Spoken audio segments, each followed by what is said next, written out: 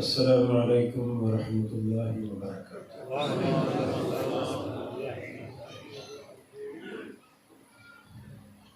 الحمد للہ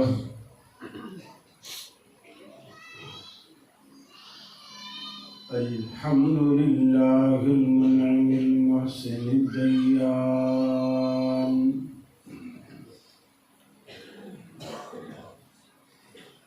ذی الفضل والجود والإحسان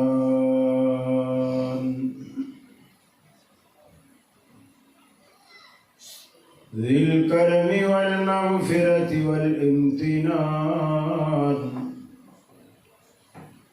والصلاة والسلام على سید الانبیاء خیر الانام وعلى آلہ وصحابہ وازواجہ العظام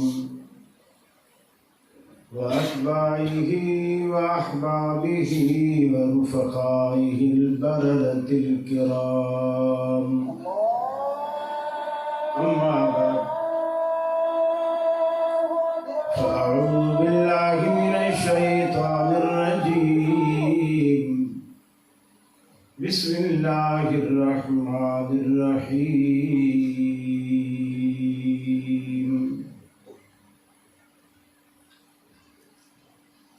والذين آمنوا وعملوا الصالحات وآمنوا بما نزل على محمد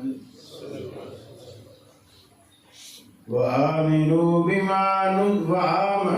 بما نزل على محمد وهو الحق من ربهم كفر عنهم سيئاتهم وأصلح بالهم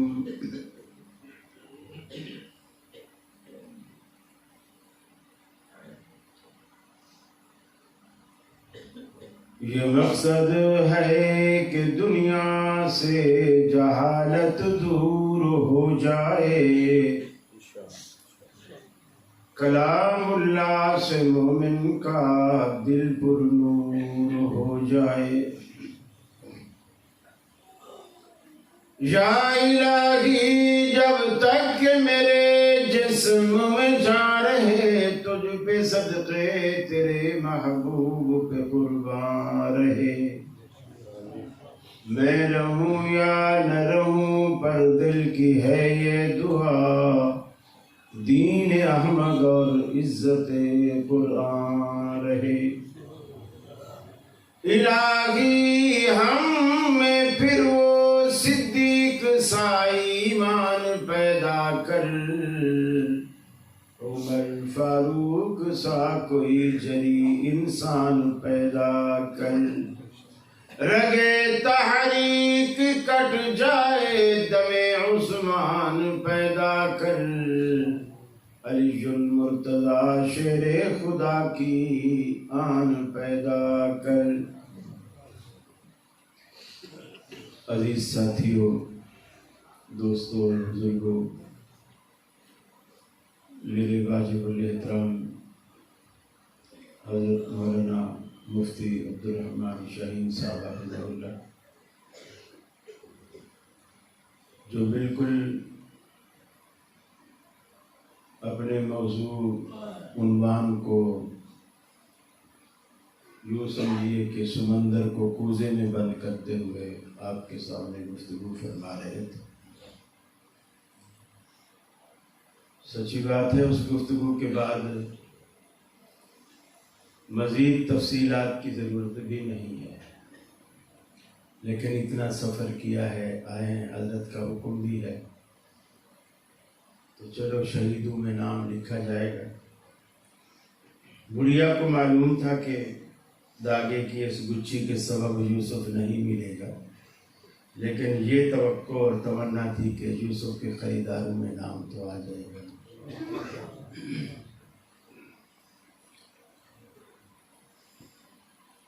عنوان میرا خیال ہے اشتہارات کے ذریعے آپ تک پہنچ چکا۔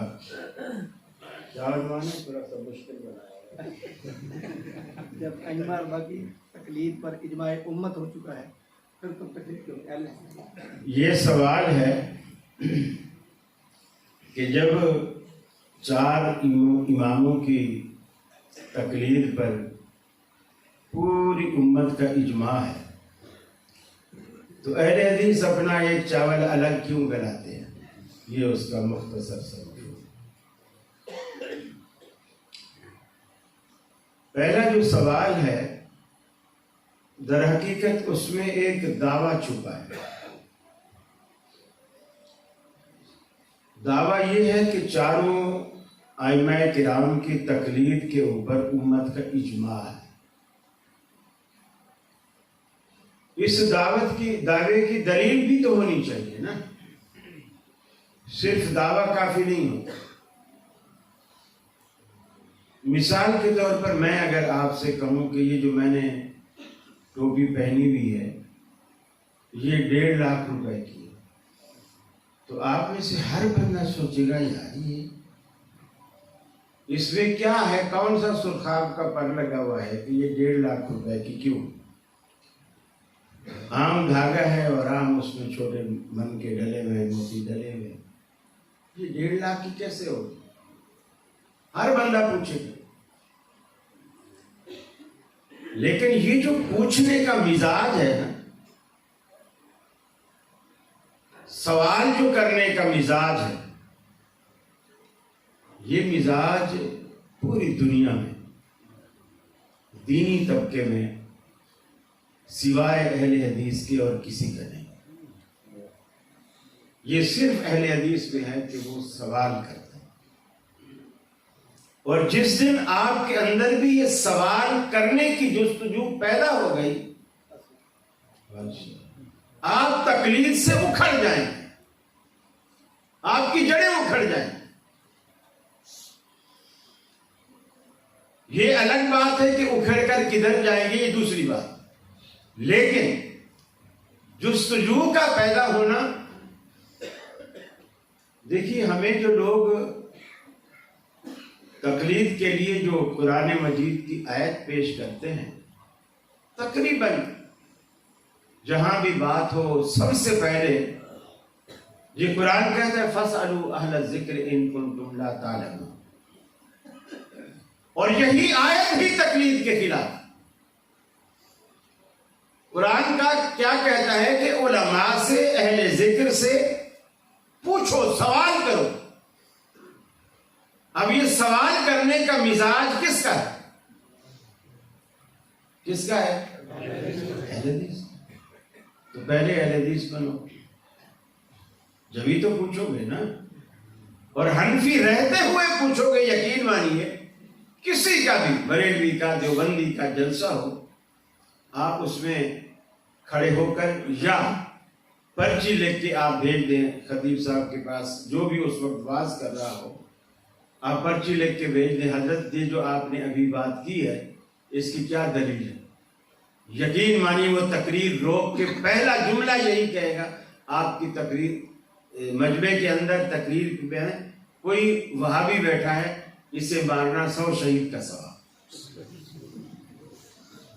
وہ فوراً سمجھ جائے، اس کو پتا ہے کہ ہمارے والے تو لم یبج ہیں، جس سرائکی میں کہتے ہیں نا لم یبج، کچھ نہیں سمجھتے، کچھ بھی نہیں سمجھتے۔ یہ تو لکیر کے فقیر ہوتے ہیں، جہاں بھت دیکھا وہیں گر گئے بس، اور کچھ بھی نہیں۔ نبی کریم صلی اللہ علیہ وسلم نے صحابہ کرام کا ایک مزاج بنایا،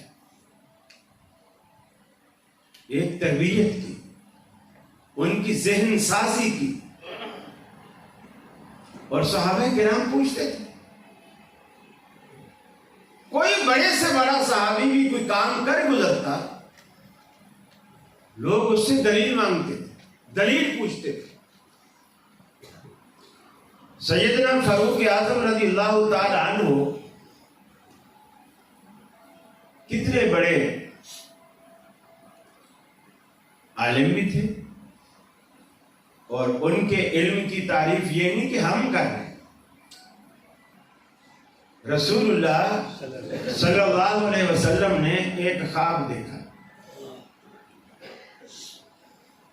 اکثر فجر کی نماز کے بعد صحابہ اپنا کوئی خواب بیان کرتے، رسول اللہ صلی اللہ علیہ وسلم اس کی تعبیر فرماتے، اور کبھی صحابہ نہیں بیان کرتے تو آپ خود اپنا خواب کوئی بیان کرتے. ایک دن آپ نے بیان کیا کہ میں نے خواب دیکھا ہے، کچھ لوگ ہیں جنہوں نے کپڑے پہنے ہوئے ہیں، کسی نے سینے تک، کسی نے ناف تک، کسی نے گھٹنوں تک، کسی نے نیچے پنڈلی تک، لیکن عمر کو میں نے دیکھا ہے کہ وہ سر سے لے کر پاؤں تک یعنی زمین تک وہ کپڑا گیا ہوا ہے اور وہ پورا ڈھانپا ہوا ہے. صحابہ نے پوچھا یا رسول اللہ صلی اللہ علیہ وسلم آپ اس کی کیا تعبیر فرمائیں؟ انہوں نے کہا یہ عمر فاروق کا علم ہے کہ علم نے فاروق اعظم کو پورے کا پورا ڈھانپ رکھا ہے. اب جس کا علم رسول اللہ اپنی نطق رسالت سے اس کے علم کی گواہی دے، اس کے علم میں کیا شبہ اور کیا شک ہو سکتا ہے؟ ایک یہ ہے کہ ہم کسی کو عالم کہیں، ایک یہ ہے کہ رسول اللہ کہے کہ یہ عالم. کتنے بڑے اعزاز کی بات. ازواج مطہرات کہتی ہیں قرآن مجید اترتا تو ہمارے گھر میں تھا، لیکن اکثر ہم نے دیکھا عمر کی مرضی کے مطابق اترتا ہے. یعنی ان کا جو مزاج تھا نا، وہ فطری طور پر مزاج ہی اسلامی تھا. وہ کوئی بات سوچتے تھے، اللہ تعالیٰ کو بھی وہی بات پسند ہوتی تھی. وہ کہتے تھے ایسا حکم ہونا چاہیے، اللہ تعالیٰ کو بھی وہ بات پسند آتی ہے، اللہ اسی طرح کا حکم نازل کرتا ہے. لیکن یہی عمر جو اتنے بڑے عالم ہیں، مسجد نبوی میں بیٹھے ہیں، لوگوں کو جمع کیا ہوا ہے اور درس دے رہے ہیں.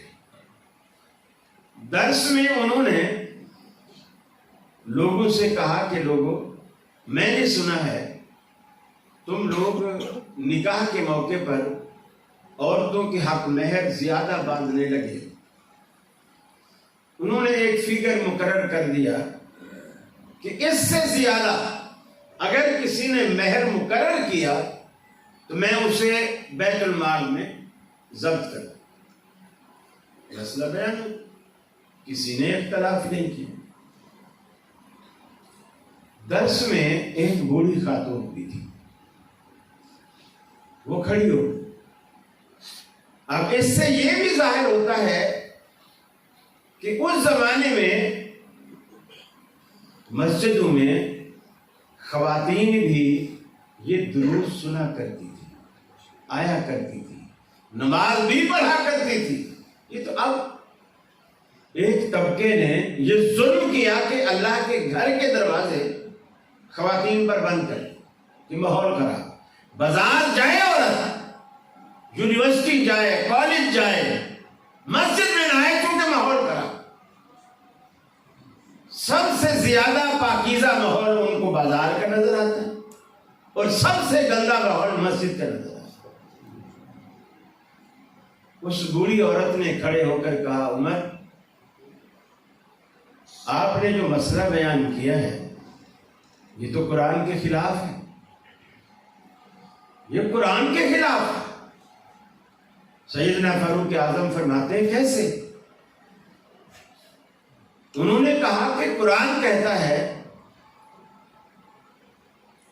کہ اگر تم عورت کو مہر میں خزانہ بھی دے چکے ہو، خزانہ بھی دے چکے ہو، فلا تاخذوا، اس میں سے شیئن کچھ بھی واپس نہ،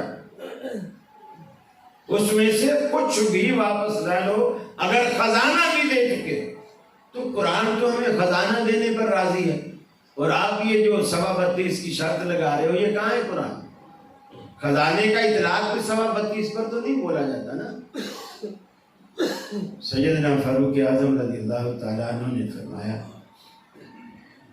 فرمایا عمر سے تو یہ بڑھیا بھی قرآن زیادہ جانتے ہیں.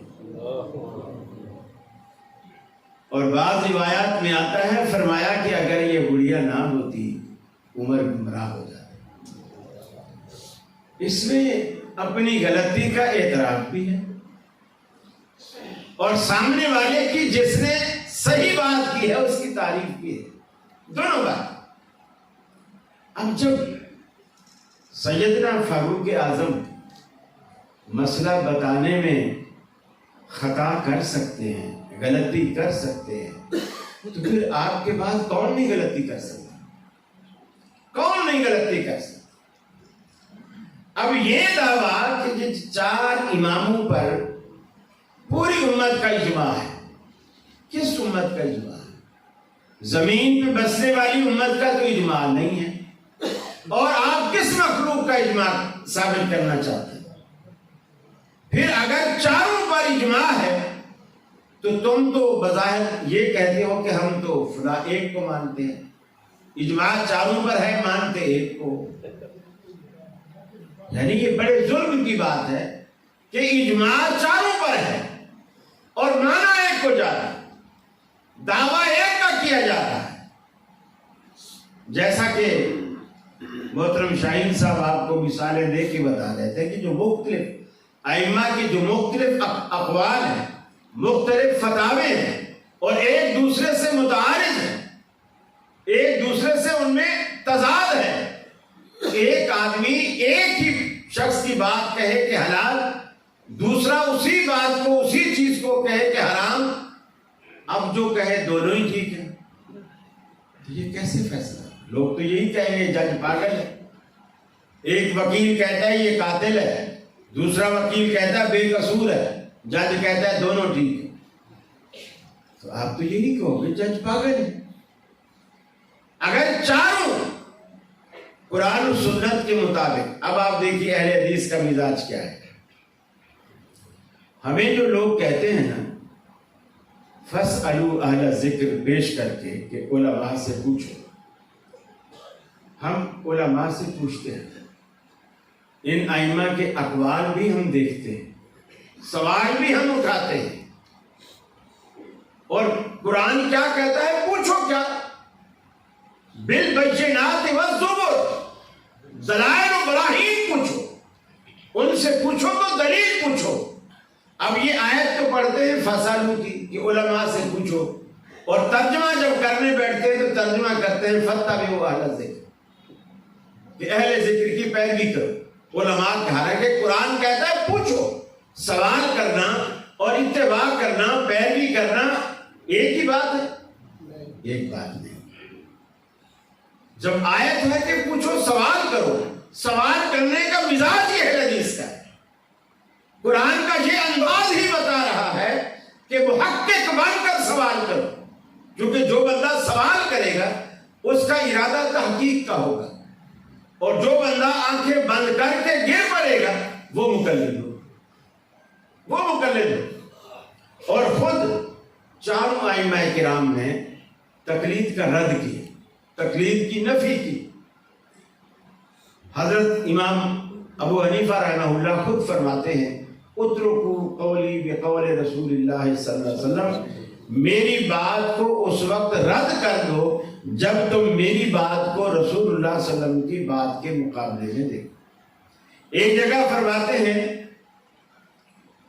یہ جو ہدایہ کا مقدمہ ہے اس کے اندر فرماتے ہیں لا یحل لأحد، کہ کسی شخص کے لیے یہ بات حلال اور جائز نہیں ہے ان یأخذ بقولی، کہ وہ میرے قول کو لے، میری بات کو لے، ما لم یعلم، جب تک وہ یہ نہ جانے من این قلت، میں نے یہ بات کہاں سے اخذ کی ہے، میں نے یہ بات کہاں سے لی ہے، میری اس بات کی دلیل کیا ہے۔ جب تک وہ یہ نہ دیکھے تب تک میری بات کو لینا، اس کو ماننا، اس پہ عمل کرنا حرام ہے۔ لا یحل لأحد، کسی کے لیے حلال نہیں۔ امام مالک رحمۃ اللہ علیہ فرماتے ہیں انما انا بشر، میں ایک انسان ہوں، اختی ہوں و اسی، میں غلطی بھی کرتا ہوں اور میرے منہ سے سچ بھی نکلتا ہے۔ یعنی میرے اندر دونوں احتمال موجود ہے، خطا کا بھی، ثواب کا بھی، صحت کا بھی اور غلطی کا بھی، اس لیے کہ انما انا بشر، میں ایک انسان ہوں، مجھ سے یہ دونوں باتیں ہو سکتی ہیں۔ امام شافعی رحمۃ اللہ علیہ فرماتے ہیں، ان کے بارے میں امام مزنی رحمۃ اللہ علیہ فرماتے ہیں، کتاب العلوم جو امام شافعی کی کتاب ہے، اس کے حاشیے پہ امام مزنی نے لکھا کہ ہمارے امام شافعی رحمۃ اللہ علیہ فرماتے تھے کہ نہ تو تم میری تقلید کرو ولا غیر ہی، اور نہ میرے علاوہ ہٹ کر کسی کی تقلید کرو، کسی کی بھی تقلید نہ کرو، کسی کی تقلید نہ کرو۔ اسی طرح امام احمد بن حنبل کا بھی یہی قول، نہ تو میری تقلید کرو، نہ مالک کی تقلید کرو، نہ امام اوزاعی کی تقلید کرو، نہ دوسرے کسی کی تقلید کو۔ اب لوگ کہتے ہیں کہ میاں تم تو امام بخاری کی تقلید کرتے ہو، فلاں کی تقلید کرتے ہو، فلاں کی۔ دیکھیے تقلید اصل کیا ہے؟ تقلید ہے آنکھیں بند کر کے اپنے گلے میں پٹا باندھنا اور اس کی رسی جو ہے وہ کسی کے ہاتھ میں دبا دینا اور اسے کہنا کہ اب تو جدھر کو کھینچے گا میں پیچھے چلتا چلا ہوں۔ جیسے ایک گاڑی خراب ہو جاتی ہے نا، اس کو غالباً کراچی میں تو ہم ٹوچ کہتے ہیں، یہاں پتہ نہیں کیا کہتے ہیں، وہ جب کہیں کھڑی ہو جاتی ہے، بند ہو جاتی ہے، تو پھر کسی گاڑی والے سے ہیلپ لی جاتی ہے، وہ اپنے پیچھے رسی باندھ کے اس گاڑی کے آگے رسی باندھ کے اس کو کھینچتا ہے، اور پیچھے والا جو ہے گاڑی میں بیٹھتا ضرور ہے لیکن وہ گاڑی سٹارٹ نہیں کرتا، چلاتا نہیں ہے، صرف وہ اسٹیئرنگ گھماتا رہتا ہے، جدھر کو آگے والی گاڑی مڑے گی وہ مڑے گا، جہاں وہ رکے گی وہ بریک لگا دے گا، اس کا صرف اتنا کا۔ یہ مقلد جتنے ہیں یہ ٹوچ والی گاڑی ہے، وہی ٹوچ والی گاڑی، وہ جدھر کھینچے گا ادھر جائے۔ اور قرآن کیا کہتا ہے؟ فرمایا والذین آمنوا وعملوا الصالحات وآمنوا بما نزل علی محمد، وہ لوگ جو ایمان لائے، ایمان لانے کے بعد اپنی ساری زندگی نیک عمل کرتے گزار دی۔ نیکی بھی وہ نہیں جسے میں نیکی کہوں یا جسے آپ نیکی کہیں، جب تک آپ کا وہ عمل آمنہ کے لال جناب محمد رسول اللہ صلی اللہ علیہ وسلم کی سنت سے ثابت نہیں ہوتا، وہ عمل صالحات میں شمار نہیں ہوتا۔ عمل صالح بھی دنیا میں وہی عمل صالح ہے جو محمد رسول اللہ صلی اللہ علیہ وسلم نے کر کے دکھایا، آپ نے اپنی زندگی میں کیا۔ فرمایا ایمان والوں کا وتیرہ یہ ہے، ایمان بھی لاتے ہیں، نیک عمل بھی کرتے ہیں، پھر فرمایا وآمنوا بما نزل علی محمد، وہ اس بات پر ایمان لاتے ہیں جو اللہ رب العالمین نے اپنے پیغمبر محمد رسول اللہ پر نازل کیا۔ آپ پر کیا نازل ہوا؟ دیوبندیوں سے پوچھو، بریلویوں سے پوچھو، شیعوں سے پوچھو، کسی سے بھی پوچھ کر دیکھو، آمنہ کے لال جناب محمد رسول اللہ پر اللہ نے کیا نازل کیا؟ ساری دنیا بولے گی اللہ رب العالمین نے قرآن نازل کیا، لیکن رسول اکرم نے یہ بھی فرمایا، آپ نے فرمایا لا انما اوتیت القرآن ومثلہ معہ، اللہ رب العالمین نے جیسے مجھے قرآن دیا ہے، قرآن کی مثل ایک چیز اور بھی عطا کی ہے جسے ہم حکمت کہتے ہیں، جسے قرآن بھی حکمت کا نام دیتا ہے۔ نبی کی پوری 23 سالہ دور نبوت کی زندگی کو قرآن کے ساتھ ملایا جائے گا تو پورا اسلام بنے گا، پورا دین بنے گا، پورا اسلام سمجھ آئے گا۔ وآمنوا بما نزل علی محمد وہو الحق من ربہم، یہی حق ہے ان کے رب کی طرف سے۔ اللہ تو حق ایک بات کو کہتا ہے، آپ نے حق کے کر کے رکھ دیے. وہ اسلام جو ایک درہم کی شکل میں تھا, ایک دینار کی شکل میں یا 1 روپے کی شکل میں تھا, آپ نے اس کو بٹوارا کر کے 4 حصوں میں بانٹ دیا. ایک کے حصے میں اسلام کا کتنا حصہ آیا؟ کتنا حصہ آیا؟ 4 آنے. 54, جسے آج بچے سمجھتے بھی نہیں. چکا 54 ہوتی نہیں. میں نے ٹی وی پہ بات کی تو کاروی کو بڑا غصہ آیا. دیکھو جی, ہمیں کہتا ہے ان کے پاس 54 ہے 54, تو اس میں ناراض ہونے کی کون سی بات؟ جب تم نے اسلام کے 4 حصے کر دیے تو ہر ایک کے پاس, مالکیوں کے پاس 54, حنبلیوں کے پاس 54, شافعیوں کے پاس 54, حنفیوں کے پاس 54, اور اہل حدیثوں کے پاس پورا روپیہ ہے. کیوں؟ دیکھو, ہم میں اور مقلد میں فرق یہ ہوتا ہے.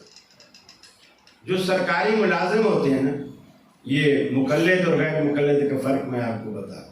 جو سرکاری ملازم ہوتے ہیں ان کو مہینے بعد تنخواہ ملتا ہے. محلے کی جو دکان ہوتی ہے پرچون کی, جہاں دال چاول آٹا چینی گھی سب ملتا ہے, وہ جو ملازم پیشہ آدمی ہے دکاندار کے پاس جاتا ہے, اسے کہتا ہے میرے نام کا کھاتا کھول دے, یہ میرا نوکر ہے یا یہ میرے بچے ہیں, یہ آپ کے پاس آیا کریں گے, آپ سے کوئی چیز بھی یہ مانگیں, آپ میرے کھاتے میں اسے لکھ دیا کرو, ان کو وہ چیز ادھار دے دیا کرو, اور میں جب مہینے بعد 5 تاریخ کو 6 کو 10 کو جب بھی مجھے تنخواہ ملا کرے گی میں اپنا حساب چکتا کر دیا کروں. وہ اس سے لیتے رہتے ہیں. اب اس دکان سے جس سے وہ ادھار لیتا ہے, اگر دال میں گھن لگا ہوا ہے, اس کے پاس کوئی پرانی دال پڑی ہوئی ہے, گھن لگا ہوا ہے, تو جو گاہک اس دکان کا بندھا ہوا ہے وہ دال گھن والی لے گا کہ چھوڑ دے گا؟ اگر وہ دکاندار کو بولے گا یار کون سی دال دے رہا ہے, وہ کہے گا یہ نہیں پسند نا, دوسری دکان سے جا کے لے لے. دوسری دکان پہ تو کھاتا کھلا ہی نہیں, وہ جائے گا کہاں سے؟ وہ گھن والی وہیں سے ہی لینی ہے. اور اہل حدیث کسی بھی ایک دکان کے بندھے ہوئے نہیں, یہ نقد لیتے ہیں. جیب میں پیسہ ہے الحمدللہ, دکاندار کے پاس جاتے ہیں, ہاں بھائی دال دکھا, وہ دکھاتا ہے, یہ گن چھوڑ دیتے ہیں. دوسری دکان, یہ بھی چاول اس کے خراب ہے, وہ بھی چھوڑ دیتے ہیں. تیسری دکان, وہ اچھے پیسے دیتا ہے, بے شک مہنگی دیتا ہے, چیز اچھی دیتا ہے, ہم وہاں سے لے کر آتے. اہل حدیث امام مالک کی دکان پہ بھی جاتے ہیں, ابو حنیفہ رحمہ اللہ کی دکان پہ بھی جاتے ہیں, احمد بن حنبل کی دکان پہ بھی جاتے ہیں, امام شافعی کی دکان پہ بھی جاتے ہیں. جہاں سے چیز ہم کسی ایک دکان کے بندھے نہیں ہیں کہ ہمارا ابا مہینے بعد آ کے آپ کو دے گا, نہیں, ہمارا ابا ہر روز دے گا, ہر روز دے گا. ہم کسی کے بندھے ہوئے ہیں. دیکھیے, یہ جو چاروں میں سے کسی ایک کو پکڑنا ہے, سیدنا عثمان غنی رضی اللہ تعالی عنہ کی شہادت کے بعد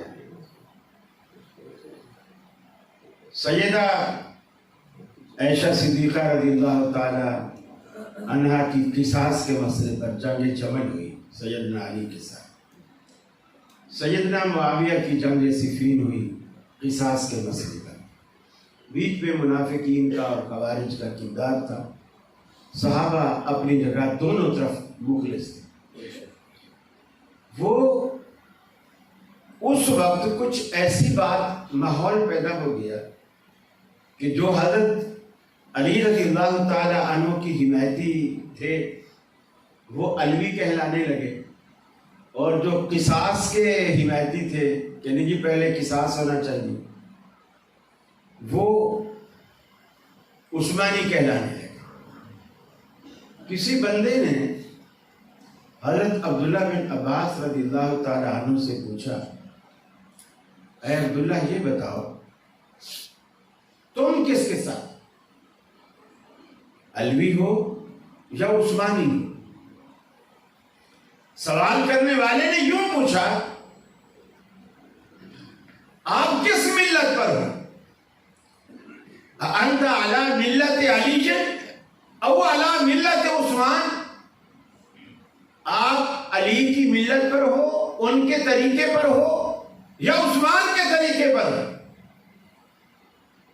سیدنا عبداللہ بن عباس فرماتے ہیں لست علی ملت علی ولا علی ملت عثمان، میں نہ تو علی کے طریقے پر ہوں نہ عثمان کے طریقے پر ہوں، بل انا علی ملت رسول اللہ صلی اللہ علیہ وسلم، میں تو صرف رسول اللہ کے طریقے پر۔ اب مجھے بتلائیے کہ حضرت علی کا طریقہ نبوی کے کوئی خلاف تھا، یا حضرت عثمان کا طریقہ نبوی کے کوئی خلاف تھا؟ لیکن نسبت چونکہ غیر نبی کی طرف تھی، سیدنا عبداللہ بن عباس نے فوراً اس کی نفی کی کہ میری نسبت نہ علی کی طرف کرو نہ عثمان کی طرف کرو، یہ نسبت مسلمان کو جگتی ہے تو بل انا علی ملت رسول اللہ صلی اللہ علیہ وسلم، یہ اگر جچتی ہے تو صرف رسول اللہ صلی اللہ علیہ وسلم کے طریقے کی جچتی ہے، باقی کسی کی نہیں جچتی۔ یہ آسان معاملہ ہے، دین کو سمجھنا بڑا آسان، صرف کہتے چلے جانا۔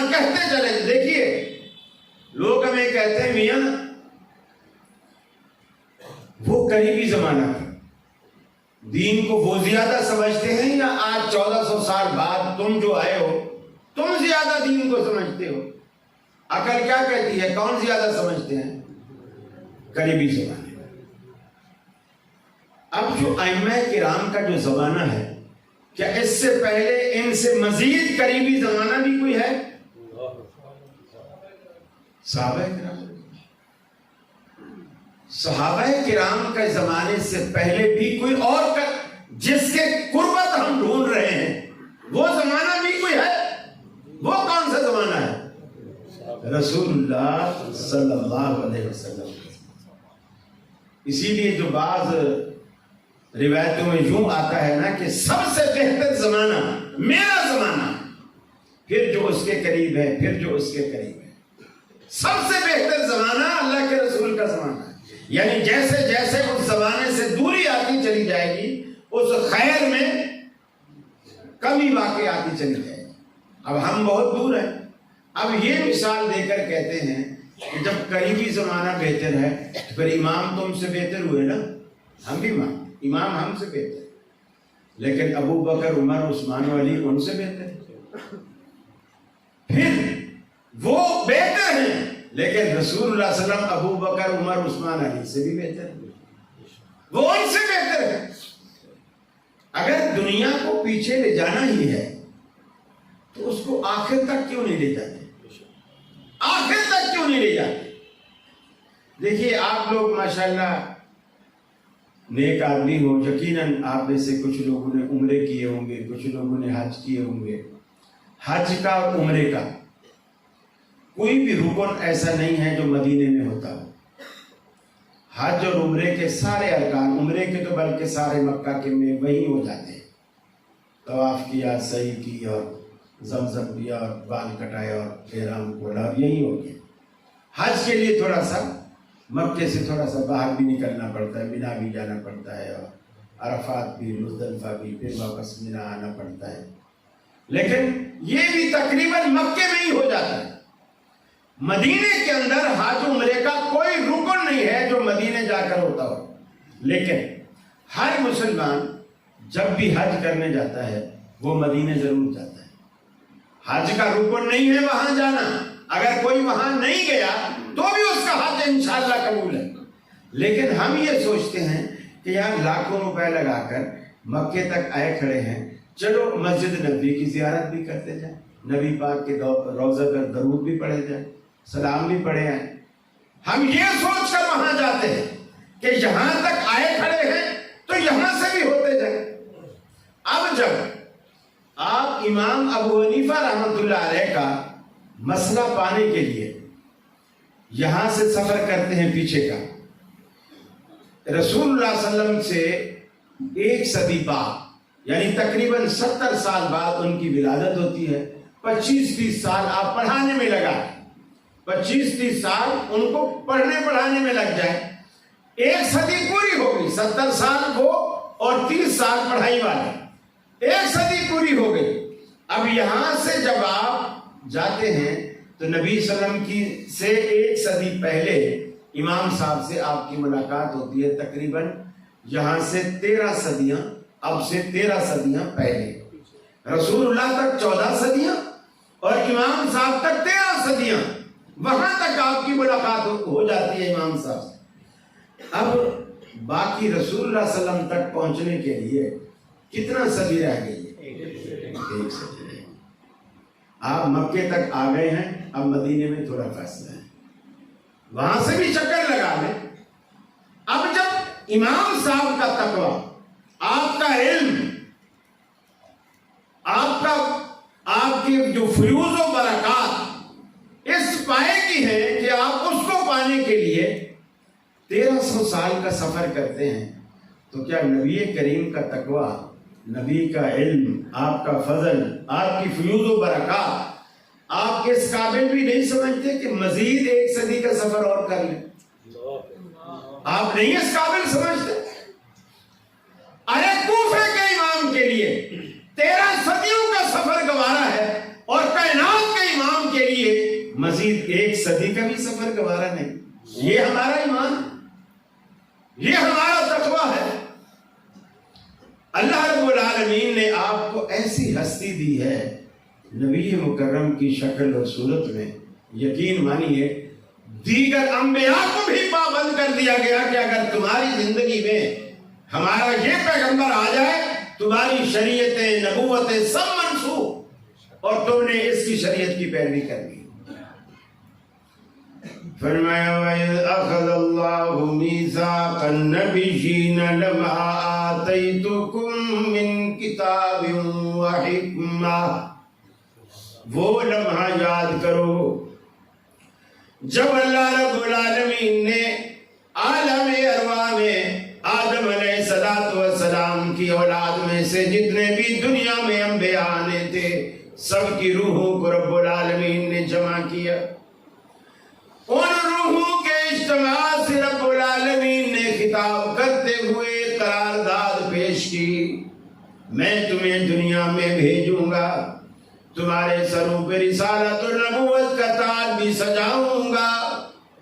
لما آتیتکم من کتاب و حکمہ ثم جاءکم رسول، پھر ہمارا آخری تاجدار آئے گا، تمہارے ہوتے ہوئے ہمارا آخری تاجدار اگر آ جائے، لَتُؤْمِنُنَّ بِهِ وَلَتَنْصُرُنَّ، تم ضرور بھی ضرور اس کے ساتھ ایمان بھی لاؤ گے، اس کی نصرت و تائید بھی کرو گے۔ یہ انبیاء پر رب العالمین نے یہ پابندی لگائی، یہ قرارداد پیش کی۔ پیش کرنے کے بعد پوچھا قَالَ أَقْرَرْتُمْ وَأَخَذْتُمْ عَلَى ذَلِكُمْ إِصْرِي، اے انبیاء کی جماعت، کیا تم نے میری اس قرارداد کو منظور کر لیا، پاس کر لیا؟ ہمارا یہ عہد و پیمان ابھی طے ہو گیا کہ نہیں؟ قالوا اقررنا، تمام انبیاء کی جماعت نے کہا الہ العالمین، ہم تو اس کا اقرار کرتے ہیں، دل و جان سے اسے تسلیم کرتے ہیں، ہم نے اسے مان لیا۔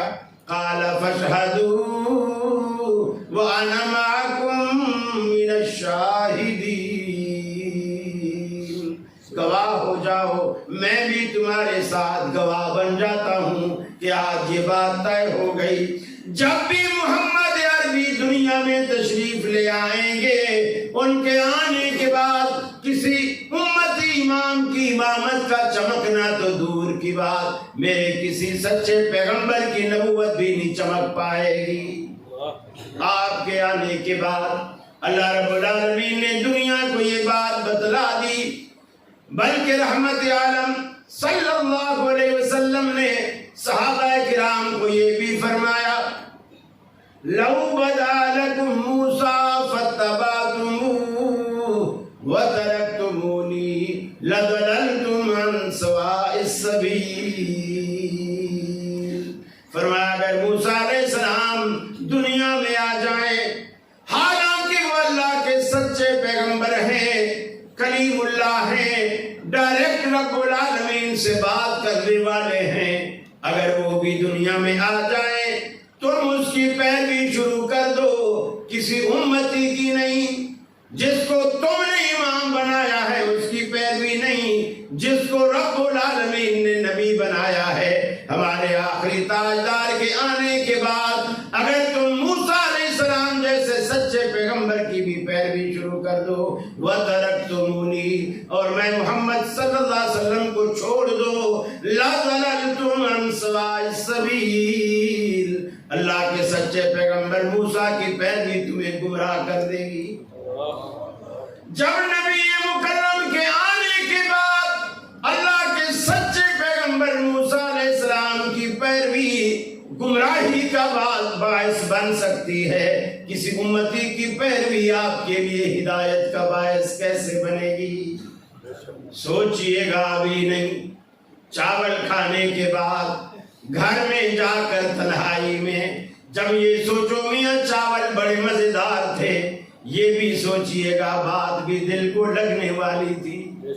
آپ تنہائی میں جا کر کے بیٹھیے، سوچئے گریباں میں جھانک کر، ہماری ایک ہی دعوت ہے، ہم نہ کسی پیر کی، کسی فقیر کی، کسی اپنی فقہ کی کوئی دعوت نہیں دیتے، ہم کہتے ہیں دنیا کی مانو یا نہ مانو، جس کا کلمہ پڑا ہے اس کی بات کو ضرور مانو۔ نجات کا باعث یہی پیروی ہے، نجات کا باعث یہی اتباع ہے۔ سیدنا فاروق اعظم تورات کا ایک ورق، ایک صفحہ لے کر رسول اکرم کے پاس آئے، پڑھ کے سنانے لگے۔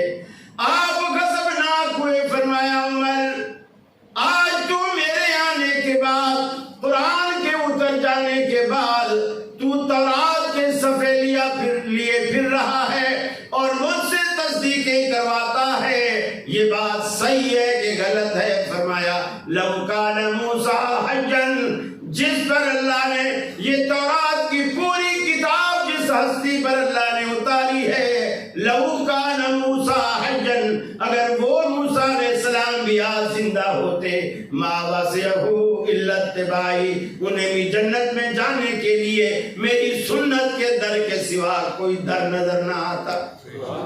موسیٰ علیہ السلام بھی اس بات کا پابند ہے کہ میرے آنے کے بعد اگر وہ جنت میں جانا چاہتا ہے تو میری سنت کے راستے سے جائے۔ ان علماء سے پوچھو تو صحیح کہ عیسیٰ علیہ السلام جب آئیں گے وہ کون سی فقہ کی پیروی کریں گے؟ مالکیوں کی، شافیوں کی، حنبلیوں کی، یا محمد رسول اللہ کی پیروی کریں گے؟ کس کی پیروی؟ ظاہر بات اللہ کے رسول صلی اللہ علیہ وسلم جو وہ وعدہ کر کے آئے اللہ سے کہ ہماری موجودگی میں اگر تیرا پیغمبر آئے گا ہماری نبوتیں، کتابیں سب منسوخ۔ آپ دیکھیں قرآن مجید میں اللہ نے اتنے واضح لفظ، شریعت کا سلسلہ اللہ نے آدم علیہ السلام سے چلایا۔ جس شریعت کا آغاز حرف اول، ابتدائیہ، حرف آغاز آدم علیہ السلام کے نام کے ساتھ لکھا تھا، اس کتاب شریعت کو اللہ نے محمد رسول اللہ کے نام سے بند کیا۔ آپ کے نام سے اس کا تتمہ، اس کا تکملہ، اس کا حرف آخر لکھنے کے بعد اس کتاب کو بند کیا اور اس کے ٹائٹل پر اللہ رب العالمین نے لکھ دیا، فرمایا الیوم اکملت لکم دینکم واتممت علیکم نعمتی ورضیت لکم الاسلام دینا۔ فرمایا آج کے دن میں نے اپنا دین تم پر مکمل کر دیا، تمہارے لیے بطور نظام کے، بطور دستور کے، بطور دین کے میں نے اسلام کو پسند کیا۔ من یبتغی غیر الاسلام دینا فلن یقبل منہ، اگر ہم نے جو اسلام اتارا ہے اس سے ہٹ کر کوئی دین تلاش کر کے لائے گا، وہ کتنا بھی خوبصورت بنا کر کے لائے، فلن یقبل منہ، اللہ رب العالمین اسے ہرگز قبول نہیں کرے گا۔ 20 رکھتے بھی پڑھ کر کے لے آؤ، اگر سنت نبی کی مہر اس پر نہیں ہے رب العالمین وہ بھی تمہارے منہ پہ دے مارے گا۔ 17 رکھتے عشاء کی پڑھ کے لے آؤ، اگر وہ سنت کے مطابق ادا نہیں کی، رب العالمین تمہارے اٹھنے سے پہلے وہ نماز تمہارے منہ پہ دے مارے گا۔ اس لیے کہ اللہ کے نبی کا فرمان ہے صلو کما رأیتمونی اصلی، اے دنیا والو نماز کا رب العالمین نے حکم تو دیا ہے، لیکن پورے قرآن میں رب العالمین نے نماز کا کوئی طریقہ نہیں بتایا۔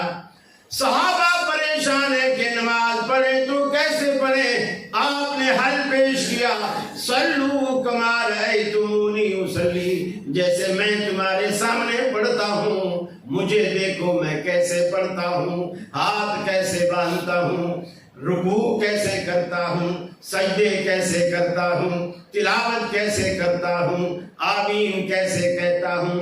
خواتین کہتی ہیں کہ اللہ کے رسول کے پیچھے مردوں کی صف ہوا کرتی تھی، ان صفوں کے بعد بچوں کی صف ہوا کرتی تھی، ان کے بعد خواتین کی صف ہوا کرتی تھی، ہم سب سے آخر میں ہوتی، اور بغیر لاؤڈ اسپیکر کے مسجد نبی جو کہ کچی تھی، چھڑیوں کی چھت تھی، اللہ کے رسول بغیر لاؤڈ اسپیکر کے نماز پڑھاتے اور اس نماز کے دوران آمین کہتے، خواتین کہتی ہم آخری صف میں اللہ کے رسول کی آمین کو سنا کرتی تھی۔